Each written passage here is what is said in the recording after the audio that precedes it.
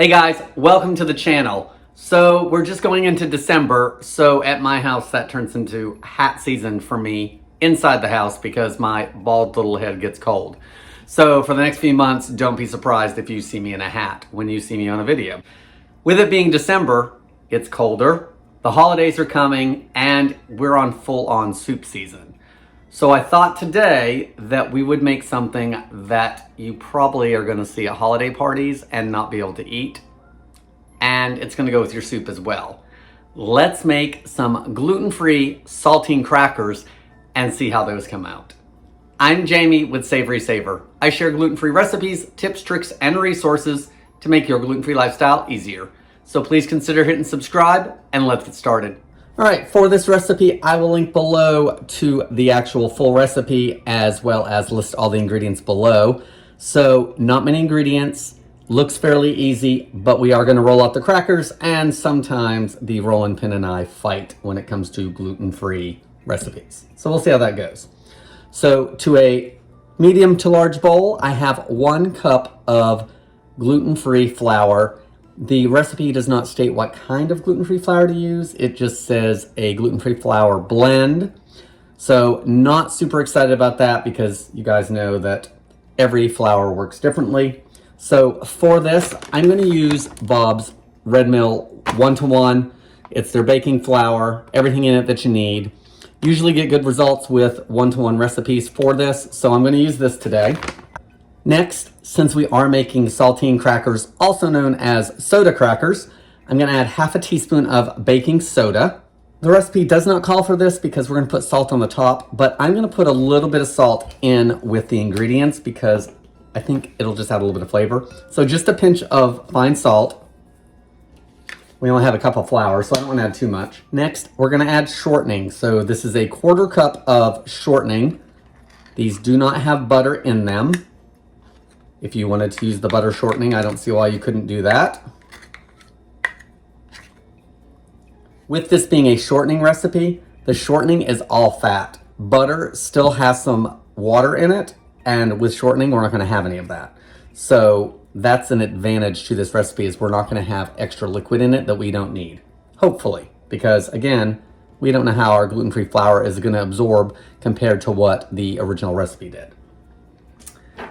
Next, I'm gonna cut the shortening and the butter in together. So I think I'm gonna coat this shortening with the flour a little bit, just to help it not stick as much to my pastry blender.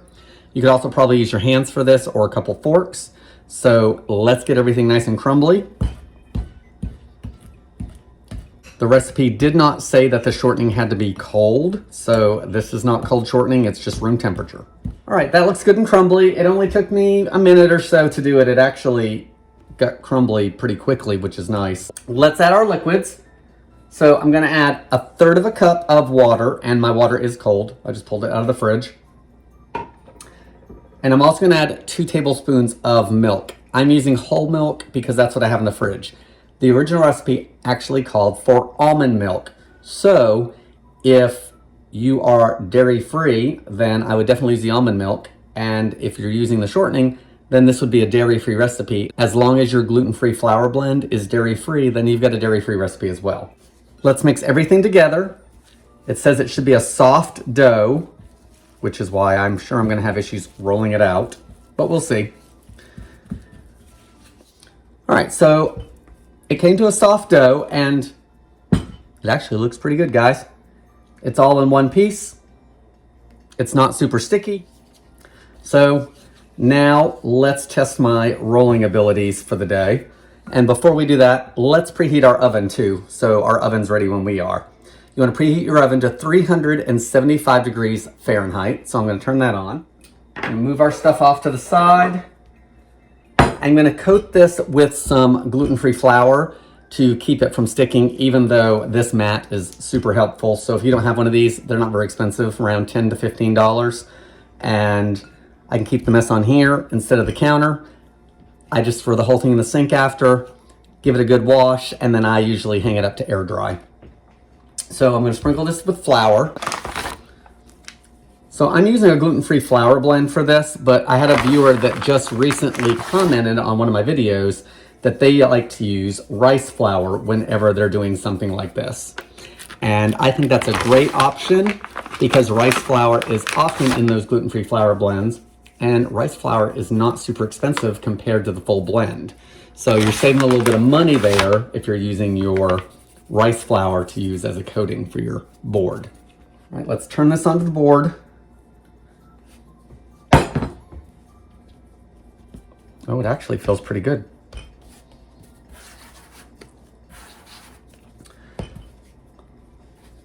So I'm sure when you guys go to holiday parties, if you're like Tara, she's usually one of the only ones there that is gluten-free, if not the only one.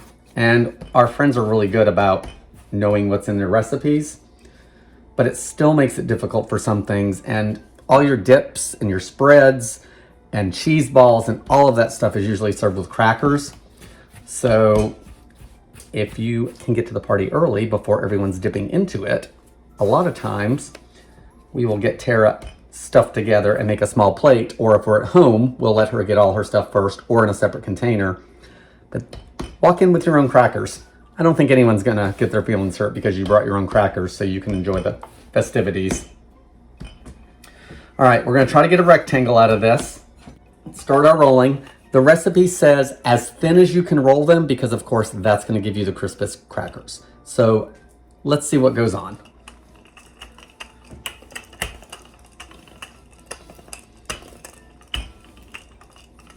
All right, a little bit of sticking finally. So let's coat it a little bit more.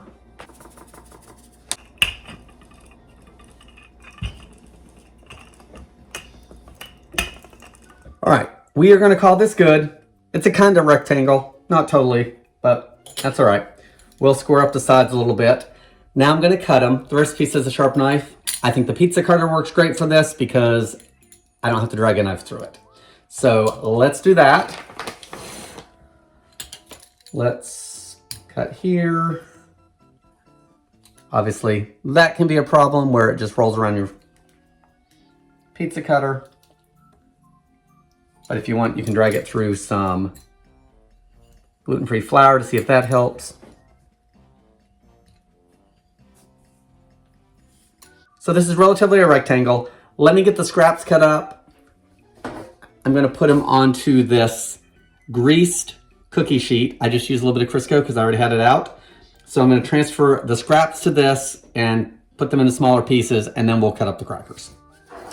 All right, my scraps are on the pan. Let's get the rest rolled out. These actually moved pretty easily. They weren't sticking to my mat, so hopefully these don't as well. So let's just start cutting squares.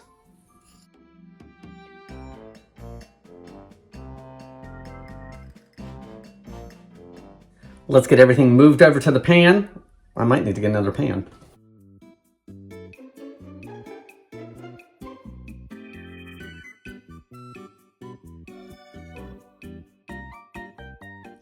So I'm getting a little bit of sticking on the middle ones because of course that's where the flour was absorbed. But the great thing with this mat is I can kind of peel it and hopefully not lose a whole lot of shape. So that's another good thing about having that mat is it just helps me a little bit with maneuvering the dough how I want it to work. The other thing is if it really gets bad, I can slide this whole mat onto a cookie sheet, pop it in the fridge, chill down the dough, and that should help as well. So if you do any kind of gluten-free baking where you're rolling stuff out or dealing with sticky batters and doughs, then this is a good little tool that's not super expensive. All right, there's my full sheet pan. One more thing to do.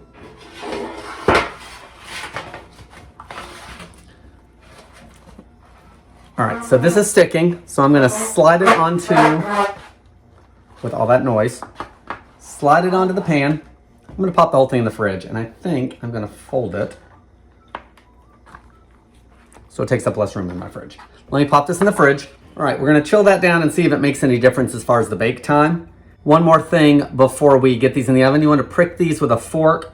The recipe says like 5 times, guys. Just do it enough so it covers your cracker. These little ones I'm only gonna do once.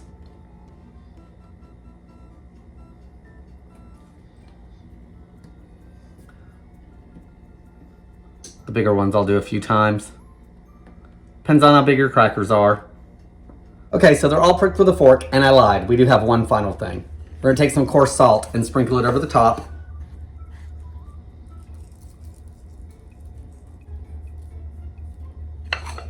So now that we've got these salted, let's get them baked off. They're gonna take, 6 to 9 minutes total probably. The recipe says 6 minutes, but it's gonna depend on how thin you rolled them. So you wanna bake them in 3-minute increments, rotating your pan every 3 minutes. Just give it a spin. That'll make sure they bake evenly. And once they are dry and crisp, they are done. So at that point, take them out of the oven, let them cool completely, and then we'll give them a try. So I'm gonna get these in the oven, decide if I'm gonna reuse the pan or if I'm gonna grab another pan, get those baked off as well, and then we're gonna give these a taste. So here's batch 1.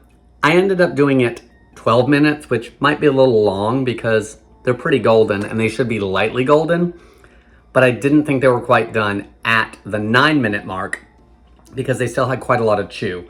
I'm gonna put these off to the side. Here's my second batch. It is going on an old aluminum baking sheet. I actually just sprayed it with cooking spray, but chilling them on the pan actually made them much easier to get onto the pan. So chilling the dough may help you if you decide to make these. I'm gonna get the fork into these and get these into the oven. So we're actually gonna have a couple batches to compare side by side with a little bit of a different cooking method. So let me get these baked, let's get everything cooled, and we'll give them a try. So both crackers are done. The first batch, as well as the second batch that I did that were chilled. So the first batch I cooked for 12 minutes, and they got pretty dark, but they actually got pretty crisp. So they're a golden color, light brown, but they were crisp when I took them off the pan and put them in here. The ones on the other sheet pan I did for 9 minutes, so let's listen to those. See, they still have a little bit of pliability to them. So taste-wise, they're good. They actually have a little bit of a pretzel taste, I think. But they're a little chewy still. The first batch, much more crisp, better crunch. There's still a little bit of a pretzel taste with that, which I actually think is good. Overall with these crackers, I think it's a good recipe. I like the taste of them. I think they're easy to make. I didn't have a whole lot of problems rolling them out, which for me is always a plus. I do like the longer bake time. I think the 12 minutes, they didn't burn and they don't taste burnt, but I do like the crisper crackers. It also, again, depends on how thick you roll them. So not super thick, but that one compared to this one, which was an edge piece, it got more golden down here at the bottom, as you can see. So the thinner you can roll them, the better you're gonna be as far as crispness and bake time. But I actually like them a little thicker like this. I think they taste better. And I don't think a longer bake time hurt them. Rotate them every 3 minutes. Maybe when you start getting towards, the 9-minute mark, you only do them a couple minutes at a time because you don't want them to go too far. I think these I might actually pop back in the oven for a minute or two just to crisp them and dry them out a little bit more. But there's a recipe for you guys to try. Gluten-free saltine crackers. Great for dips, great for cheese balls, all those appetizers you're having this time of year. I think they go great with a hot bowl of soup. Guys, thank you so much for watching. Please leave me any comments below. Leave me your favorite gluten-free cracker recipe below if it's something I need to look into doing. I appreciate you guys watching, and I hope to see you in the next video.